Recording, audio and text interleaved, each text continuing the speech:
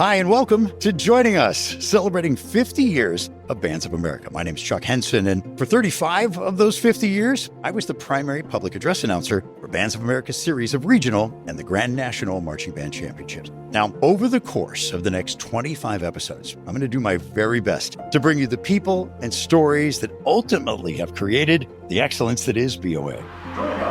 I just was fascinated by this man's marketing ability and the idea that he was putting together a national organization. Well, one was having hamburgers directly across the table from Dr. Ravelli. So I'm literally watching him eat a hamburger thinking, that's William D. Ravelli having a hamburger in front of me. Back when Marching Bands of America began in 1975, I and my high school marching band were one of the first to participate. 10 years after the experience, I'm still hearing from kids who thought that was one of the coolest things they ever got to do. I mean, when you went joining us, those kids went nuts right then. You could have read out of a phone book from that point on. You had them. They're just going to blow the roof off the place. Like, I get chills thinking about it. The rifles would spin rifles, then they would catch them and they would fall on the ground at the end of the tune. Like a death drop. Yeah. What's in your blood? If you cut my arm, I'll bleed Bands of America, music for all. What Marching Bands of America started was innovative, so new, so exciting. 50 years, a half century? Are you kidding me? Happy 50th anniversary to Bands of America. So get your program, find a great seat here in our virtual stadium, and get ready to learn everything you ever wanted to know about Bands of America. Joining us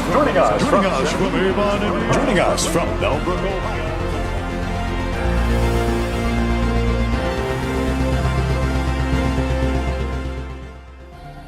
Welcome back, everybody. This is Joining Us, 50 years of Bands of America excellence. And I got to tell you, you picked a good day to be here because all things that we've talked about, every conversation we've had up to this point has centered around one family name, and that's the name McCormick. And joining us today is Scott McCormick. Scott, how are you, my friend? I'm doing great, Chuck. Thanks for having me. This is so fantastic. I love that you've listened to all of these. And can you give me a grade so far of how we're doing? I mean, this is important to me. It's an A+, man. You guys, it just, even recently listening to Gary Green's that just brought me down memory lane. I'm glad he only told the one story about me on the front sideline. There were probably others. I got to tell you, I laughed so hard. I thought his bathroom story was tremendous, of being in the stall when someone's talking about his program. That was not me, I promise.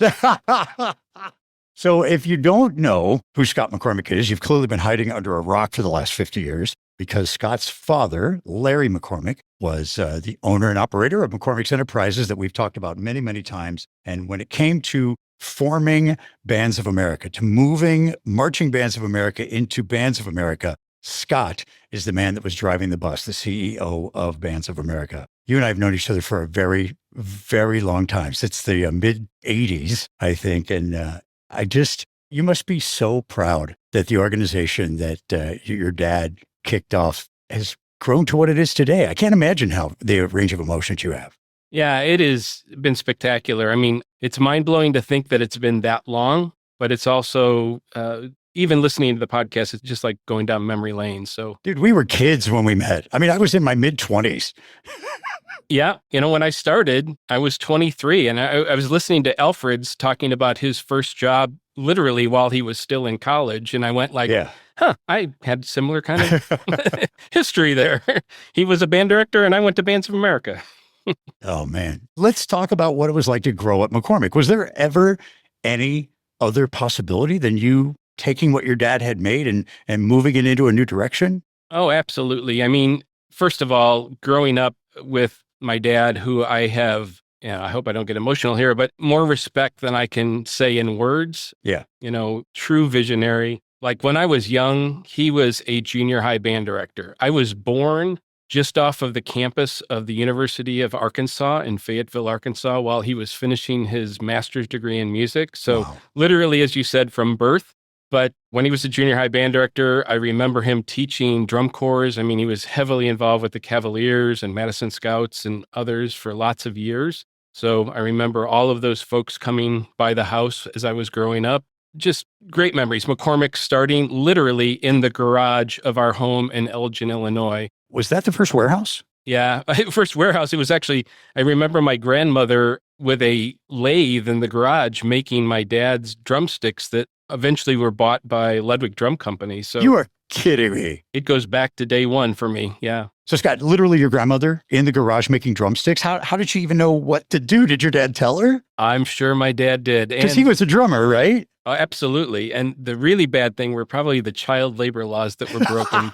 Because I do remember my brother and myself, Grandma would make the drumsticks and we would put them in bags and staple the label on. So, yeah, I think I started very early in life. All right. So we're in the garage. That's where you're storing equipment. He publishes a catalog, right? And ships it out into the world. From what I understand, literally one of the first businesses to do an 800 number where people could call in toll free to place their orders, like the beginnings of Amazon, essentially. Yeah, it was Amazon definitely before Amazon. It wasn't online because the internet didn't exist at that point. But yeah, he was a mail order house. And I'm sure there were a lot of people in the music industry who sold in mom and pop stores, which are important. We're not the happiest with him at that time.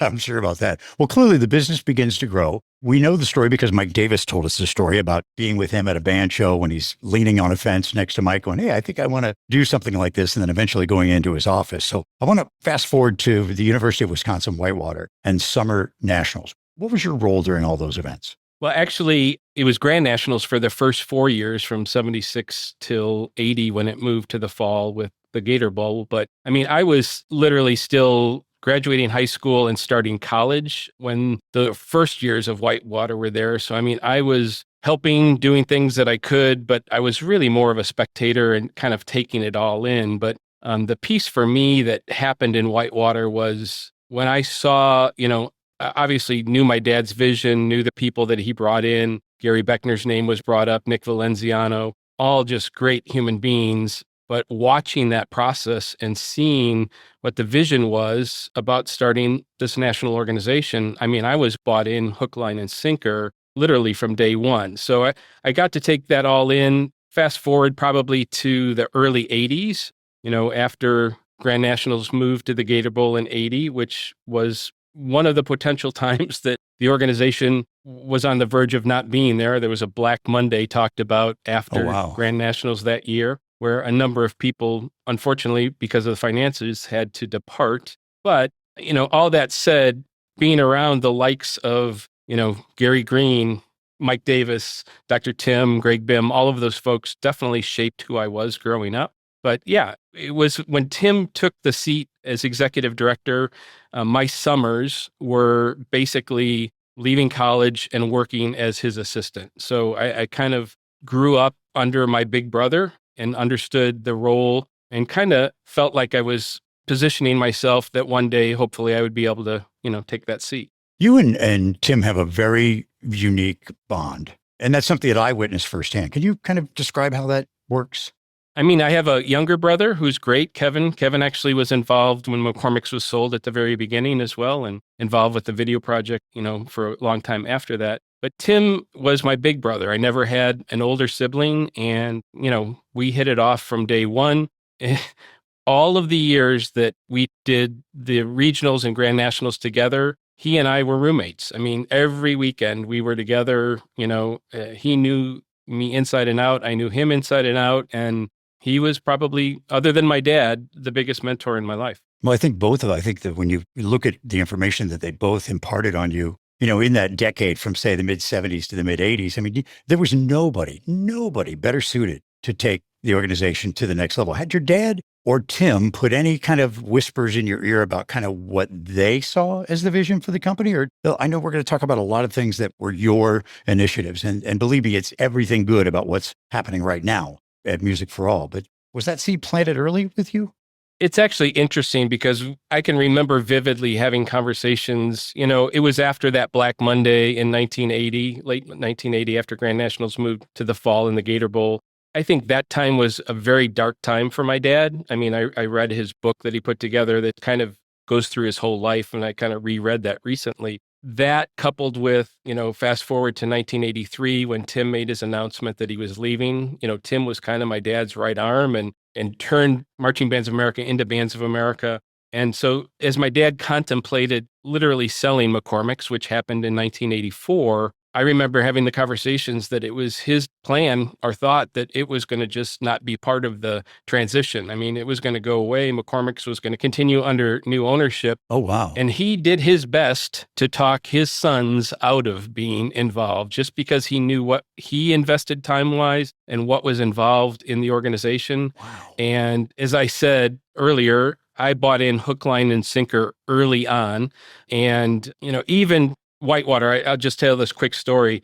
When I was in college at Elmhurst College, which is now Elmhurst University, we started bringing it into the summer symposium, performing acts that would perform. And you remember Whitewater, the gymnasium is where things happen. Yeah. That's where the big sessions were. There was no air conditioning in there. Not a lick. And it was always very hot. Yeah. And when I was in college, it had to be 82 or 83. The Elmhurst Band was brought in to back up Louis Belson on drum set. It was the jazz ensemble, right? Yeah, and Pete Chrisley was a guest artist, tenor sax player who played in the Tonight Show band forever. So those two artists, the Elmhurst Band backed up. I was the lead trumpet player in the Elmhurst Band at that point, and I just remember the aura of performing with the kids and directors. It was like a rock show, And so all of those things added to when Dad said he was thinking about not moving it forward or not having us continue in that. I remember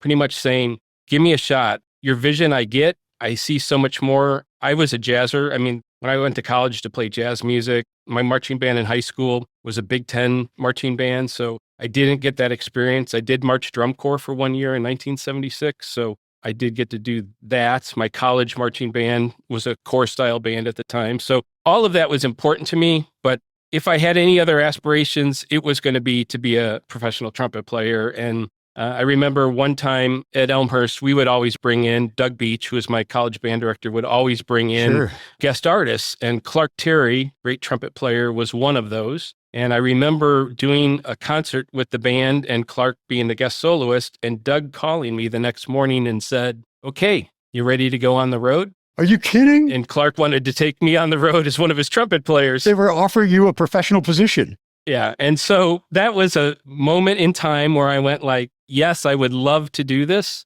but it was also at the time that I knew things were going to change and the opportunity to jump into leading an organization that was very much in its infancy at that point. I clearly made the choice to do that. And it was good. Early on, my brother was involved in that. As sibling rivalries go, it wasn't the best atmosphere at the time, probably for both of us to be in the roles that we were in. So he quickly moved into the video side of things, which actually worked well. I remember. Yeah. This is all fascinating because my first experience was 1984 when Mike Turner was heading up the summer symposium guard curriculum and he brought me over as a clinician. I remember it. I would tell you at that point, I thought it was the most finely oiled machine that I had ever seen. And what I'm hearing is that it was still very behind the scenes, kind of like questionable at that point. Well, it was questionable only from a financial perspective. Literally, it was my dad and McCormick's that was its funder. That was the bankroll, yeah. Yeah, we had Beatrice Foods when it first started. Beatrice Foods, as you mentioned earlier, went off and started Music Bowl, took Gary Beckner, and he became the leader of that entity when it broke off and started. But, there were great people there, and that was a critical time. So selling McCormick's, which was the financial supporter of the organization at that time, and now not having, air quote, sugar daddy there any longer to pay the bills, we were on our own to figure out how to do it. So it was a tough couple of years to move that forward. But, we had great people, you being one of them, obviously, when you came on to work. But I remember Debbie Lafferty was my first hire in 1984, and she's still there. Now, McCormick's was sold to Dick Janik, right? Yeah, he was. Dick was my dad's vice president at McCormick's at the time. So it was basically an employee buyout. And Dick ran it for a number of years before he sold it. I think there have been a few owners since my dad sold the company. And for folks that don't know, Dick Janik was the public address announcer for Grand Nationals and Summer Nationals before I started doing it. Yep. And is the nicest human being. He was so gracious that there was one year, I think it was 86 or 87. I don't know. He was a little raw in his voice. And I remember Kevin came to me and said, listen, I was working at a radio station in Lexington, Kentucky at the time. And he said, hey, you had the voice, man. Can you just tag team the show with him? Just give him a break. And I was never more nervous. I mean, here are the bands that I had revered forever, Marian Catholic, standing there on the field. And I'm like, oh, really? Me? Okay. Yeah, sure. Let's just make this happen. With the Summer Symposium, you had the job now. This is your baby to grow that and to expand the symposium. What sort of steps were you taking at that point? But interestingly, I mean, as I said, jazz was kind of my first passion. So I also had a very great concert band program that I came from. I wasn't always the best legit trumpet player, but I have a great respect. Hey, you were offered a professional position on a tour. I'd say you were legit. I have a great admiration when I listen to great concert bands. But anyway, my vision all along when the opportunity was there was while marching band was the core of what we did, it needed to expand. So I was always thinking about what were the next steps. And even in college, so my first year of college, I went to Northern Illinois University and I took a business class. Obviously, I thought I was going to go into business to some degree. You did. I actually wrote a paper in college, which was the business plan for the start of the Jazz Band of America. And lo and behold, in 2007, it came to reality. Took a while, but, Wow. So my thoughts were, how do we expand this thing? How do we, when we get into talking about the Concert Band Festival, that for me was a very pivotal time frame of growing the organization. Yeah, my conversation with Gary Green about those pre-conversations was amazing. And we're going to get into all that as well. But so you've got to grow the summer camp. At what point, because Grand Nationals floated around, it was in a couple different places. At what point was it the ICVA who came to you and said, hey, look at Indianapolis, or were you already kind of looking at the RCA Dome at that point? You talk about for Grand Nationals? Yeah. So that actually, the process of moving to the RCA Dome was, at that time, Hoosier Dome, was done with my dad prior to me taking the seat. Tim was involved in that process. So, 1980 was at the Gator Bowl. It rained and it was cold. We thought we were going to go south and it would be warm.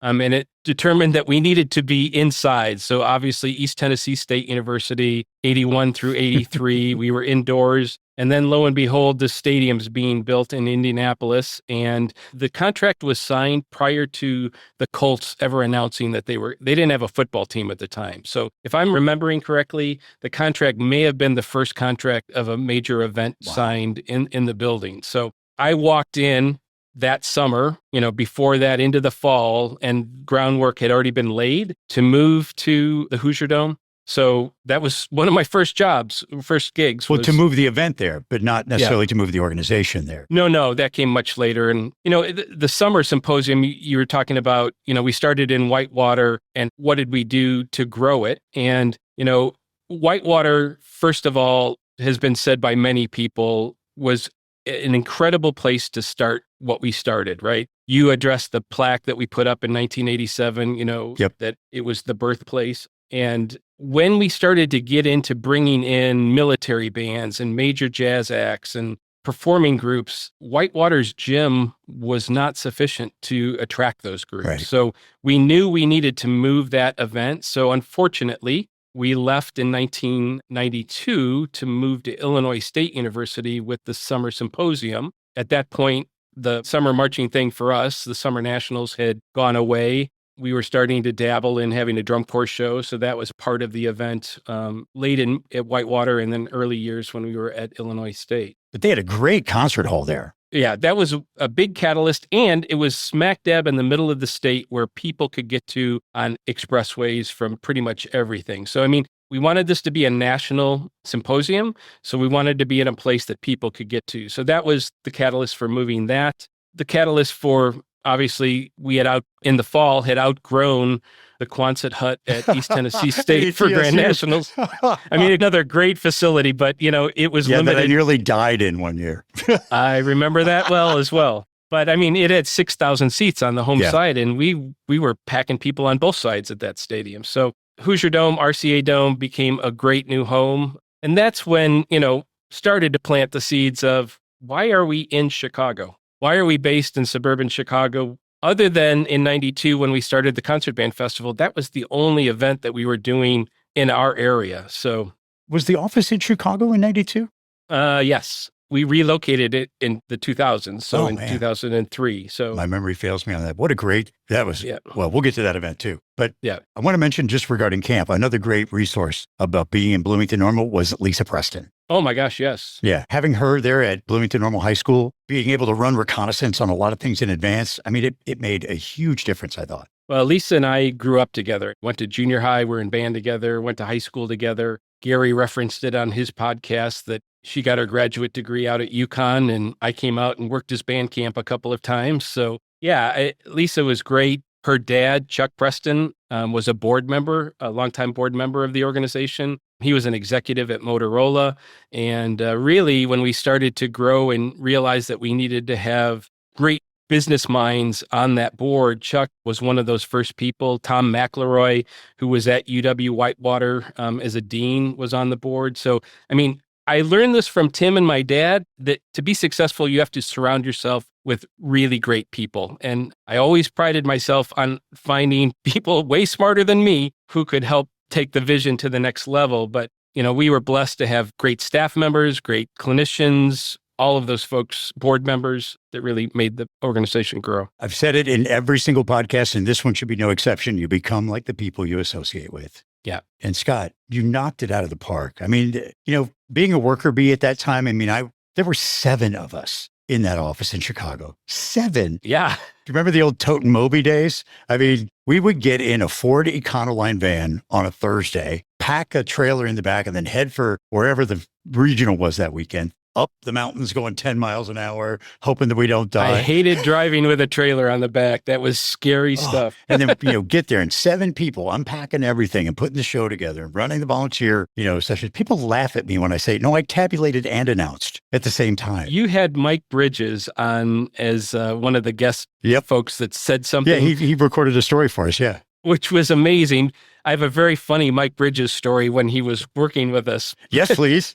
You know, Mike lives in the same town that I live in. Oh, yeah. That's awesome. Little tiny Inverness, Florida. So, you know, we moved Grand Nationals to Indy, but we had only signed a 84, 85, 86, 3-year contract at the time. And then the football team came in and everybody wanted to be in the building. So there was a period of 2 years, 87 and 88, that we didn't have the ability to go back to Indy. And we had to quickly find another location. So the Pontiac Silverdome became Grand Nationals' home for 2 years. And if you remember, the Pontiac Silverdome had ramps that came down on all 4 corners to enter the building. Yeah. And that's also where we would load in onto the concourse. Well, one of those trailers that we pulled behind a van, we had taken off of the van up at the top of a ramp.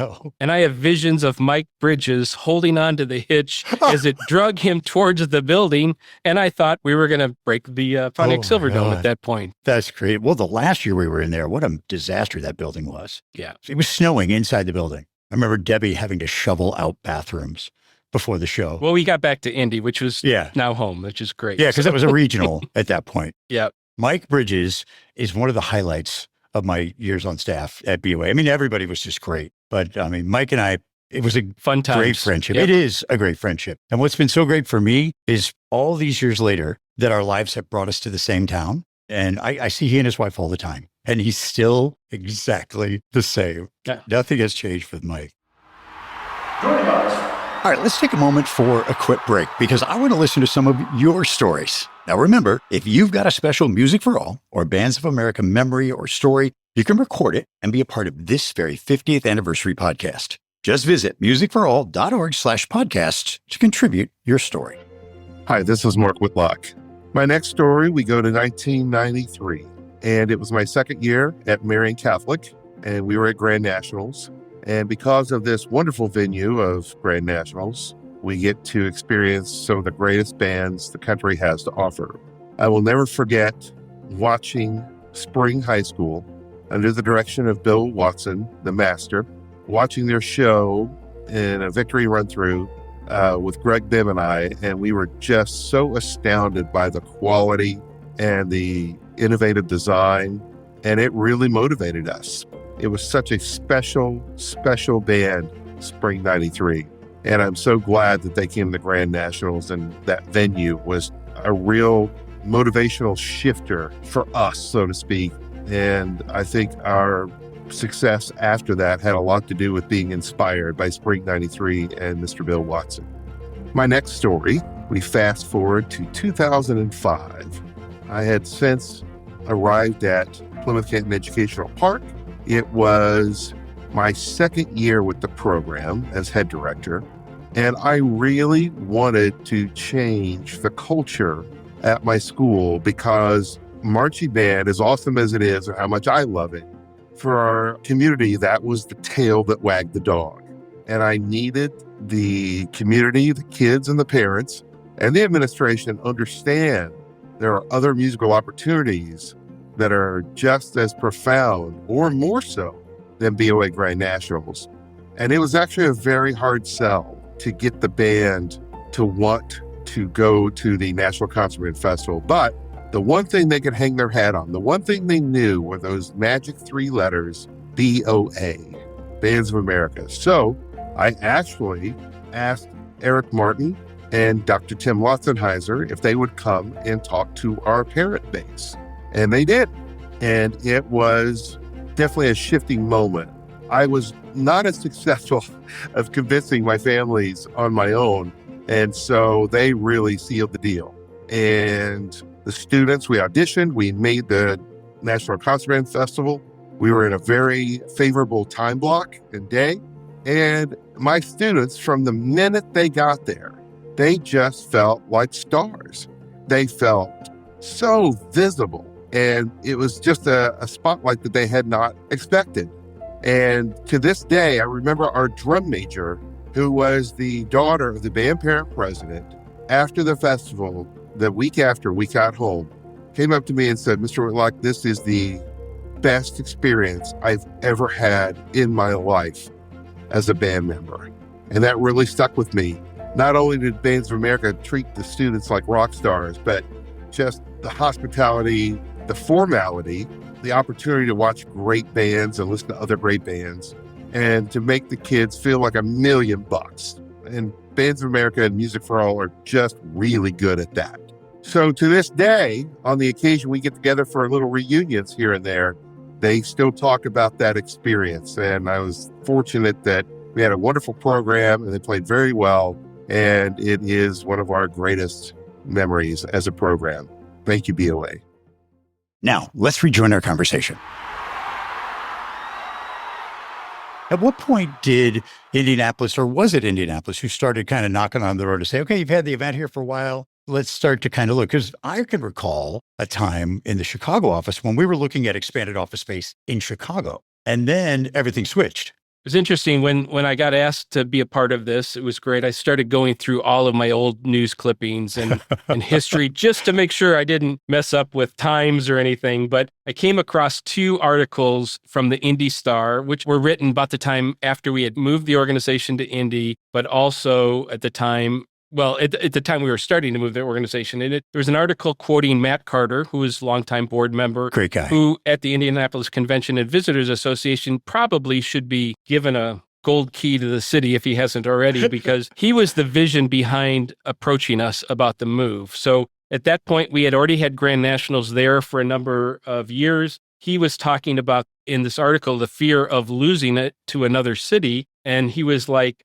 we've got 40,000 visitors that are bringing a $13 million impact to the city over a weekend, that we're going to have to do a lot of work to fill those hotel rooms and spaces. And so it was him in about 2001 that started having conversations with us, which is about the time we were looking at new office space because we were growing. So that's when we started to look at other cities. Does it make sense at that point? We had a presence in Texas. Does it make sense to go to Texas? Is Indianapolis? I mean, in the back of my mind, Indianapolis was the place. It made a lot of sense because we had already had Grand Nationals there. We had moved the National Concert Band Festival there by then. So, I mean, we were doing things there and we weren't doing things where we lived. And we were going to never be a substantial nonprofit in Chicago, where by those numbers, and the Concert Band Festival, by those numbers, we quickly became, when we moved there, one of the largest performing arts organizations in the city, budget-wise. So we then had presence, which was great. Yeah. Did Mary Catherine Hiller at the Georgia Dome also lobby heavy to get the Nationals moved to Atlanta? Mary Catherine, she was amazing. The best. Again, the best. Best event manager we have ever had, probably anywhere. But, you know, that was part of the discussion as well. And we had obviously done the event in Atlanta. Things were changing in the Atlanta CVB at that time. So I didn't think that was a real viable option, but we certainly looked at all of them at that point. You know, of all the stadiums and all the venues we ever went to, going to Atlanta and walking in the bowels of that building and seeing all the Welcome Bands of America signs and birthday cakes on anniversaries that she would do for us. I don't know if there's been another stadium manager, another facilities director that has embraced what we do as much as she did in that venue. Well, her and Mike Fox in the Hoosier Dome, RCA Dome. Yeah. I mean, Mike was a 10 as well. So Yeah. I mean, we were really blessed to have great people to work with for sure. All right, let's move over to the National Concert Band Festival because, you know, you had mentioned in the beginning, Marching Bands of America became Bands of America for the specific reason of including more folks that instrumentalists. They were not just a marching band organization. So tell me the thought process there. You know, you're a jazz player. You know, I know that you had always wanted to add this, but how does the story go that the idea really came about? Was it through Dr. Ravelli? Yeah, it was actually through a number of people. And definitely, I remember vividly sitting in a hotel lobby at a festival of somebody's, I don't remember who, in St. Louis. That was a concert band festival. Tim Lutzenheiser introduced me to Dr. Ravelli, who I'd met obviously long ago because he was on the original advisory board for my dad's organization. And I met him as a high school student. But I mean, now I'm in a role where I get to sit and talk to him. And his Hobart High School band back in the 30s won the National Concert Band Contest, which existed at that time, I think like 6 times in a row. Wow. And he was obviously a world-renowned musician, conductor, was at the University of Michigan for lots of years. And I wanted to pick his brain about what that experience of the Concert Band Contest was about, just to, you know, learn about it. So between him, I should say this up front, there are going to be a lot of people's names that I do not mention in this that have had a lot to do with things. So to you all, I apologize if I'm not going to mention you. We're just skimming the surface. But I think about Ravelli, I think about Gary Green. I remember literally sitting in the kitchen with him across the table and just brainstorming what would this thing look like. And from there, you know, talk about imposter syndrome, walking into John Painter's office at Northwestern University, who I'd known for a long time, but still was scared to death to go sit with him. But sitting in his office and again, just figuring out what do we need to do to make this thing be the thing? I mean, the Concert Band Festival is built on 3 major premises. One was, well, actually 4. We wanted to attract the finest high school concert bands in the country because, as you've said all through this, Bands of America's mantra has been about excellence, you know, from day one. The experience has to be an excellent experience. So we want to have great programs. We want to play in a great hall.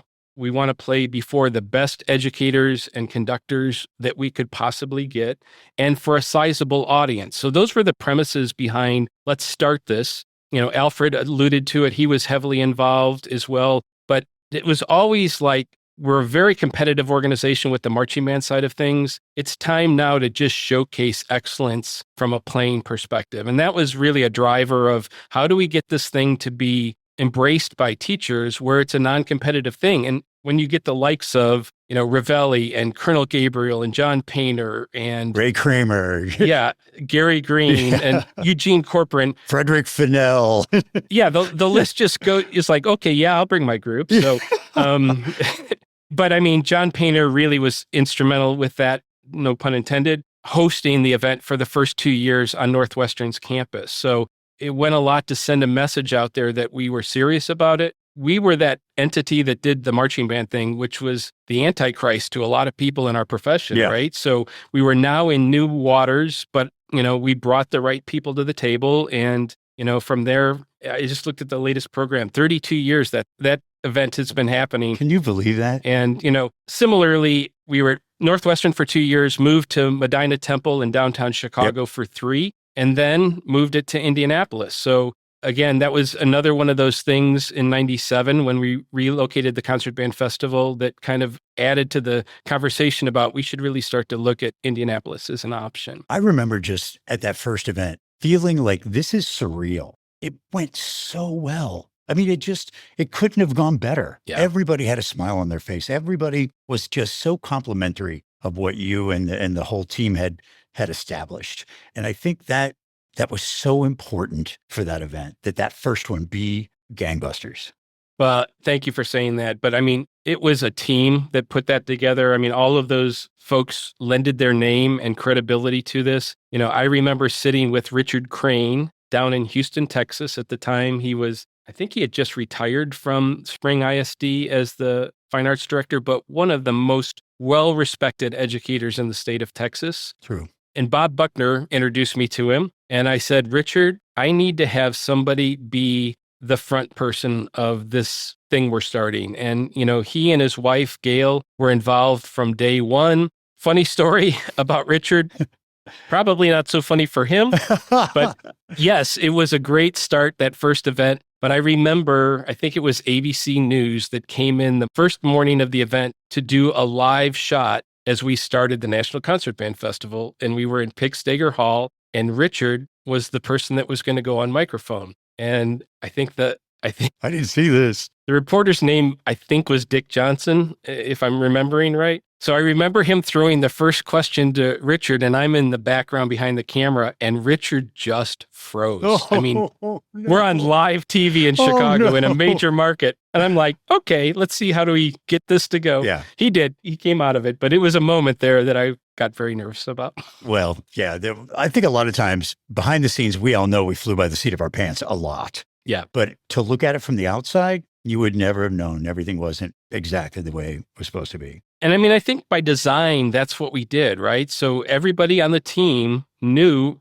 yes, we had our stuff behind the curtain that was not all together, but when it came to showtime, nobody was going to know that. You know, it was about the kids. At the end of the day, everything that we did and do now is about the kids and teachers and giving them an experience that they hadn't had anywhere else, right? Excellence, great venues, all of those things we've kind of already talked about. Two things that came out of the National Concert Band Festival, now called the National Festival, the Ravelli Foundation and then the Painter Project. Tell me about those. Yeah. So again, as Ravelli was getting up in years, I remember I have a plaque down on my wall in my home that we put out an article, I think, in one of the publications that we did, where we interviewed Ravelli and H. Robert Reynolds at Michigan about Ravelli's history, right? So as he was getting up there, I remember the 1994 Concert Band Festival. This was Medina. And I think this was probably his last conducting. He got up for the Honor Band of America and conducted Stars and Stripes and had words for the entire audience that were there.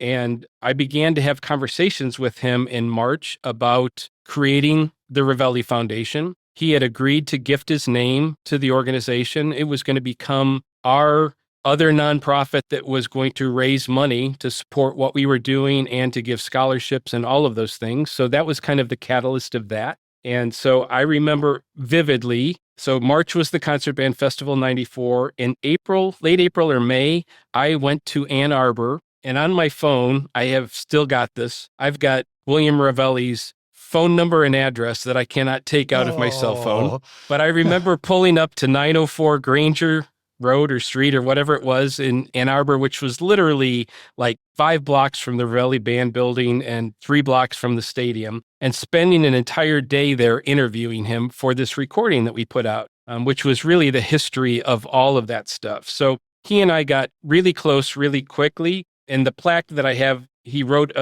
something to me, and it said, "To my great friend and colleague Scott, may our dreams come true, cordially, Bill." So I got that in May of 94. Wow. He unfortunately passed in July of 94. And again, one of those surreal things, I was asked to be a pallbearer at his funeral, which I have there's all of these Michigan people who are alumni. And obviously the relationship that we built was important to him. And it was definitely important to us. For him to do that was great. And then out of that came the Painter Commissioning Project. So one of the things that I really believed was important was new music works. And we wanted to be able to fund that. So part of the foundation's goal was to be able to fund this commissioning project. So in 97, we commissioned Mark Camphouse to write a piece. And it was the first piece for the Painter Commissioning Project. And it was done in honor of John Painter.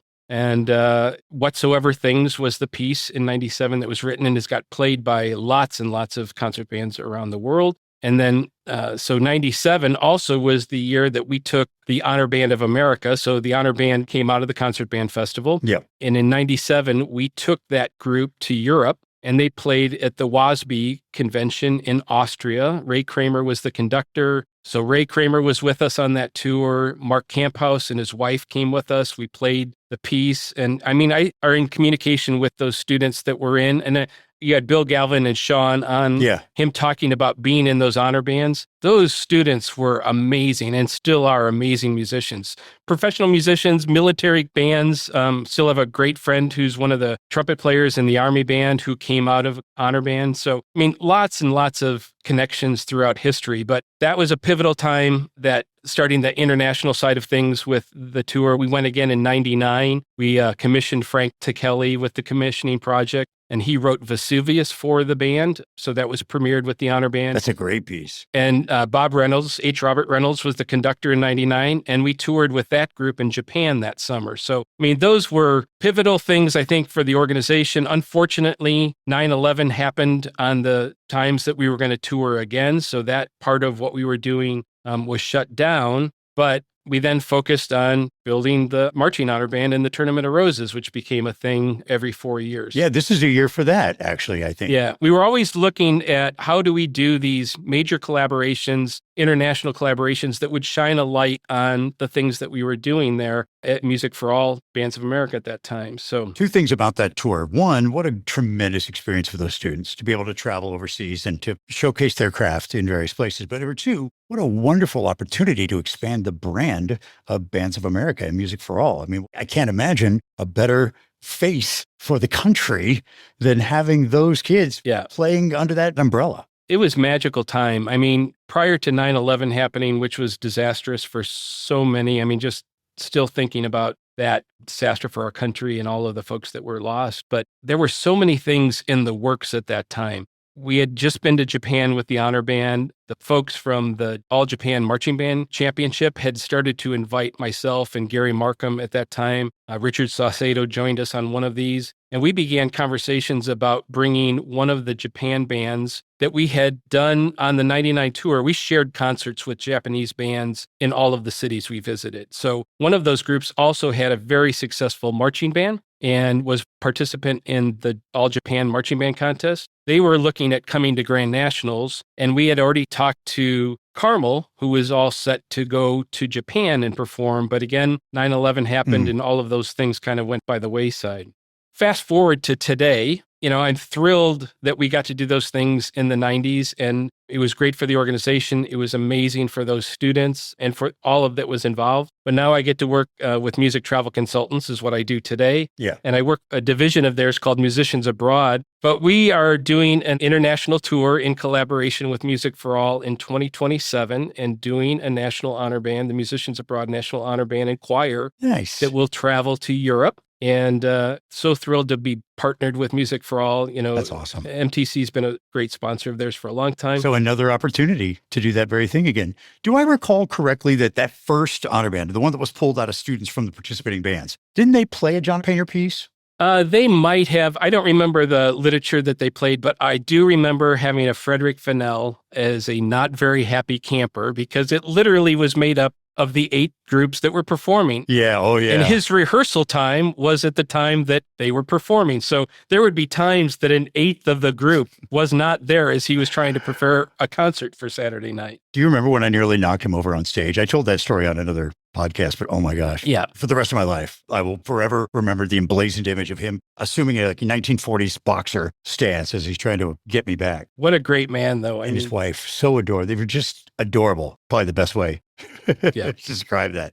Let me talk about some other things as we kind of move down the timeline here. When we relocated the office to Indianapolis, getting that space inside Union Station, that was a major get. How did that even come around? Well, it goes back to that conversation we started about Matt Carter and the ICVA. They recognized that losing the things that we had brought to the city would be significant for the city. And just to add, Matt was a very strong proponent of what we were doing. He came to Chicago, looked at what we were doing, he was a band guy growing up. So Yeah, Carmel Bandad, right? yeah. Yeah. And his kids were involved in the program. So, I mean, Matt was bought in and was a great advocate with the city. So, I mean, he put together with the ICVA a relocation committee, which was made up of a number of huge business people in the city. And so that was kind of the catalyst to raise the money. You know, right before that, a couple of years before that, the NCAA was in Kansas City. The city put together a bid to relocate them to Indianapolis. It was much like that. So a much smaller scale, but they put together a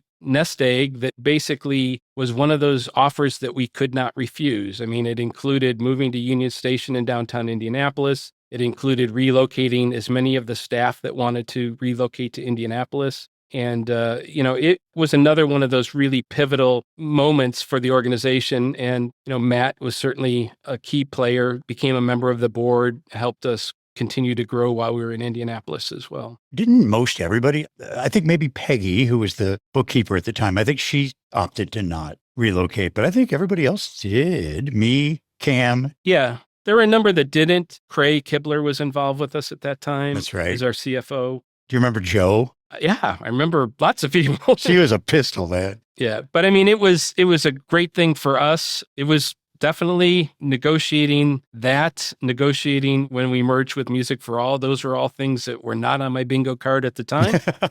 But again, we had great people. Having Eric on as our number 2 at that time in that process with his law background was really pivotal.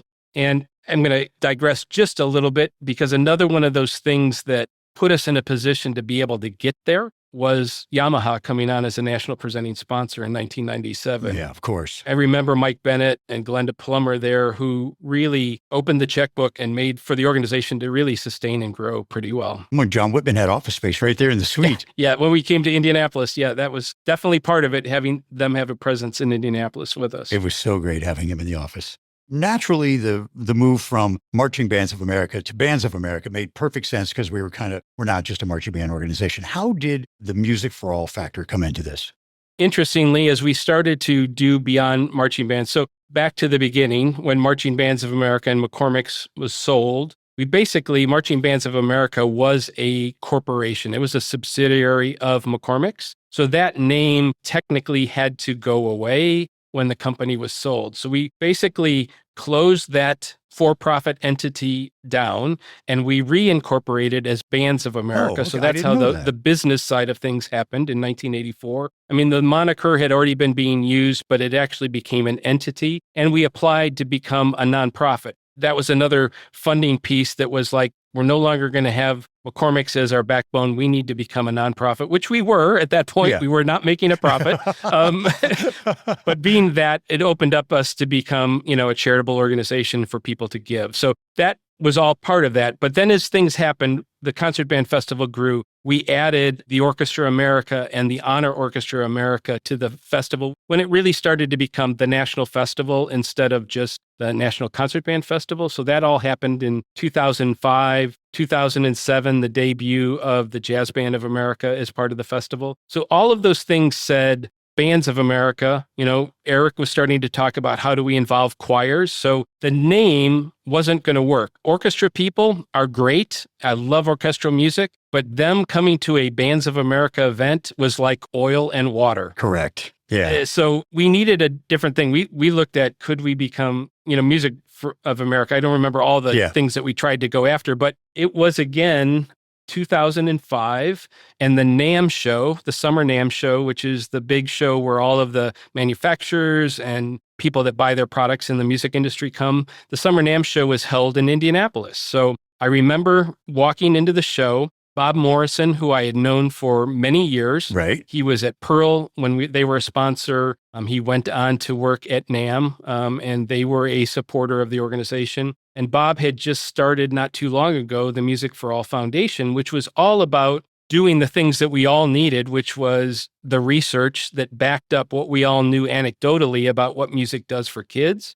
So there was all of that benefit that was there. But I walked by his booth and I said, Music for All. And I literally remember saying, Bob, after the show closes tonight, do you have time for a drink? And I remember sitting in the Omni Severin Hotel that summer and starting to talk about how do we put these two things together. And it didn't take long. I mean, the board started to communicate with one another, and we went through the process of merging those two entities. I can recall in my head, I see a piece of paper that has Music for All, and then there's a Bands of America logo, an Orchestra America logo, a jazz band, and the division, like a sub-umbrella and things under the umbrella. And I don't know that actually, I mean, it's still now all just Music for All. I mean, we haven't really divided into, wouldn't have been beneficial to have done that, to create different separate organizations. Yeah, I think it was just a natural part of the process of growth, right? And the cool thing is for the marching band activity, Bands of America, the name, the moniker is never going to go anywhere. And that's the thing that all of those marching band folks know, which is great. And Music for All opens the door to do so many other things beyond that. Agreed. Has your dad ever sat down with you and said, "Nice job, son"? You know what? It was interesting because I think you asked, maybe Tim, maybe in the first one, did you ever envision that this would be what it is today? And I actually did have a vision that it could be what it is. But what I didn't plan for was the amount of people that lives have changed. I mean, literally about 2 weeks ago, I got a message from a student who was from Texas, who is now a very successful businessman. And he wrote me this incredible letter talking about how his experience in Bands of America changed his life and thanking me. So, I mean, it was thanking the organization really too. But I mean, so all of those things continue to play in. So I do remember my dad, we came to Indianapolis. I don't remember if it was Grand Nationals or a concert band festival, getting done with an event and us having breakfast the next morning and him saying, you know, he was proud of me, which meant the world to me. But he said, I had no idea that it could ever be what it is. And for me, that was like, okay, I took his vision and I took it to another level. And what became your vision then? You know, for me, that's all I needed at that point. I think that's all anybody would need.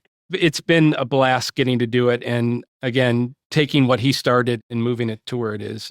It's my personal opinion that the folks that have run the organization, from your dad through the current Dr. Weaver, who they've just hired. Great guy. He's a great guy. It seems very, very nice. But everybody who has sat in the chair that you created has taken the organization to an amazing new place. And then the next person took it to another new place. That's all we could ever want from something that means the world to all of us. Yeah. I recently had a conversation with Deb, which we haven't talked a lot since, well, for a lot of years.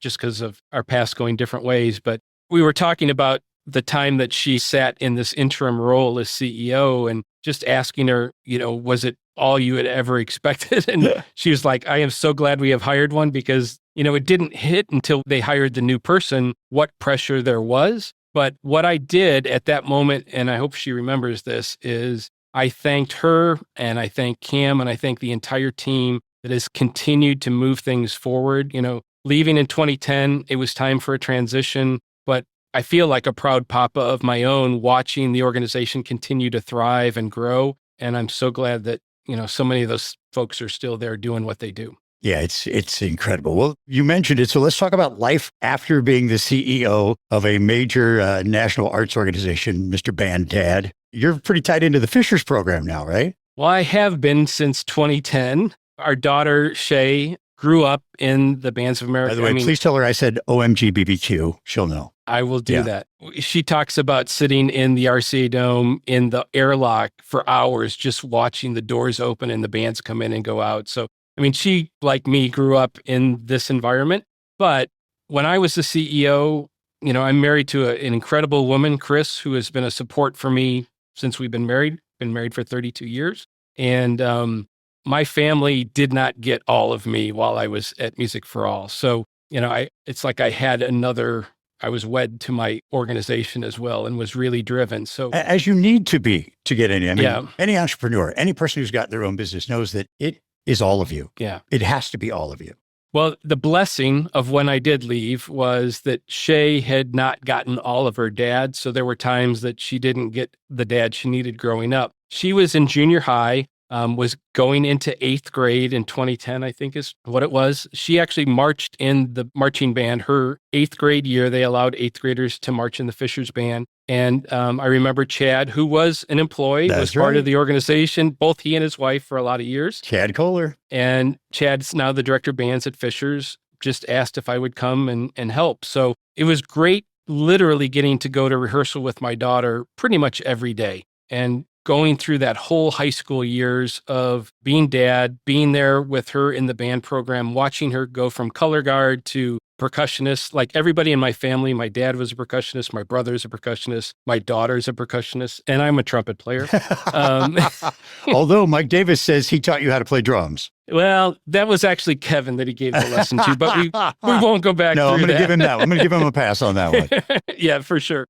But anyway, that was such a blessing to get to go through high school with her. And, she was a percussionist in the front ensemble, going to my first BOA event as a parent while she was in the front ensemble, and me being a band dad rolling stuff onto the field. Definitely weird being on the other side of things, but I wouldn't have traded it for the world. She graduated in 2016 and went on to get her undergrad and master's. She's now a very successful pediatric occupational therapist. God, that's amazing. And we're very proud of her. Considering that she was literally in diapers in the office at one point. But Chad didn't let me graduate, so I continued on with the program, and up until this year have been a part of it in some way, shape, or form. And so one of my favorite memories, and kind of come full circle with you on this, is becoming a high school band staff member with a great team, taking the band to regionals and eventually to grand nationals, and being a semifinalist for lots of years, and then being on the verge for a couple of years of making finals, and then finally doing that in 2022. It was a great show. And you, Chuck Henson, who I know how this works.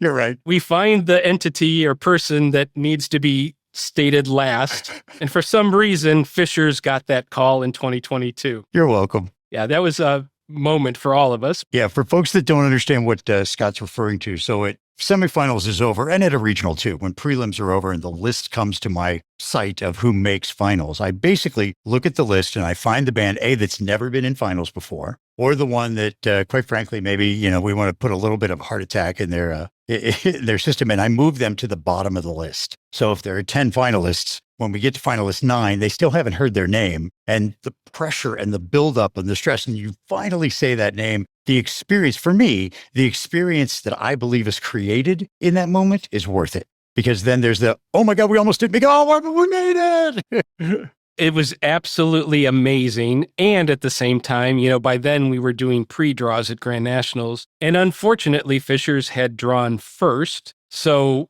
you quickly learn the things that probably need to be tweaked in the system when you're on the other side, which we quickly did, because we literally had to be in uniform and going down while the finalist directors meeting was going on. But that's a whole nother story. But it was an incredible thing. And that night, I've been blessed for lots of years, or I was blessed for lots of years, being able to be on the front sideline, presenting awards, putting medals on championship drum majors and bands for lots of years. And to watch their expression in their faces and what that means to them is something that you'll never forget, right? Sorry, I'm getting a little choked up. No, I feel it all the way up in the press box. But in 2022, being on the field, putting medallions on the kids that I got to work with for lots of years, but then having Chad Kohler put a medallion on me, I pretty much lost it at that point. So that's fantastic. And my daughter actually got a picture of him doing that, and I have a photograph framed with the medallion in my office, which means the world to me. So you said you've met Dr. Weaver, right? You guys have had a conversation? Yep. Was there anything you imparted to him other than good luck?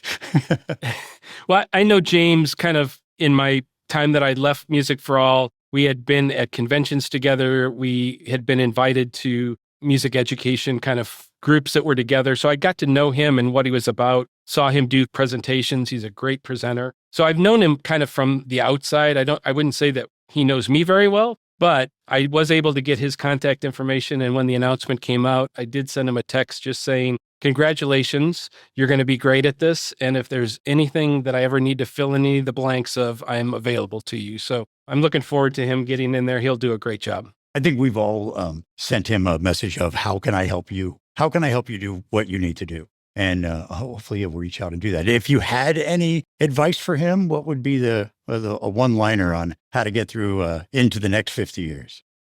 Wow. No pressure.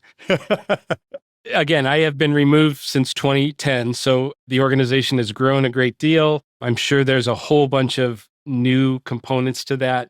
I think the thing I would say to him is go with your heart, continue to surround yourself with people who know the history and have been around, and take what you bring. I mean, he's coming from the National High School Federation, which is a well-respected organization in the country, and he'll be great at this job.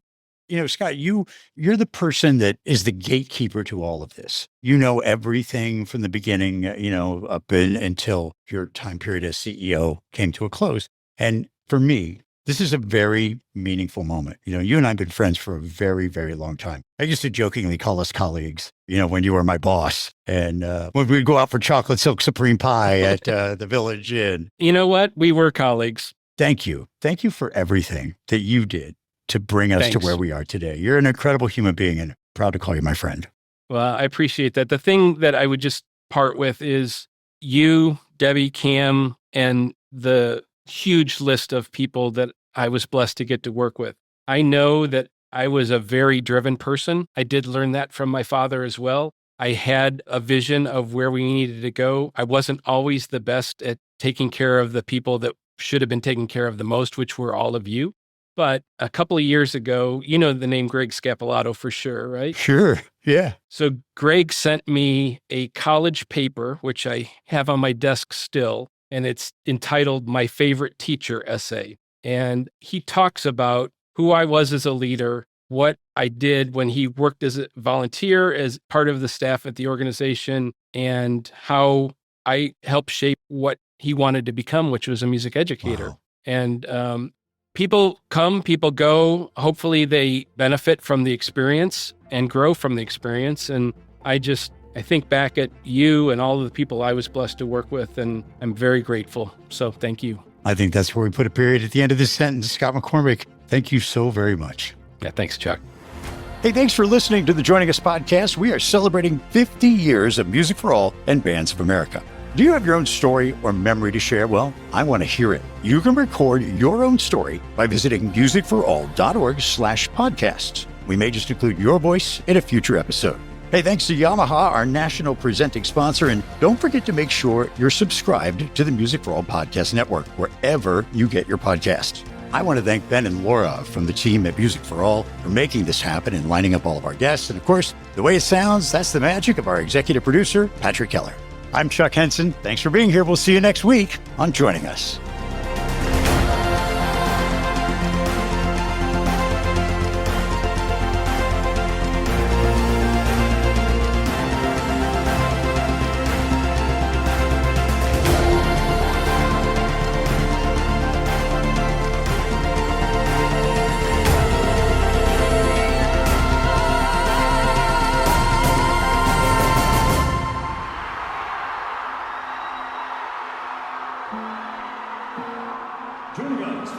Joining us from Avon, Indiana.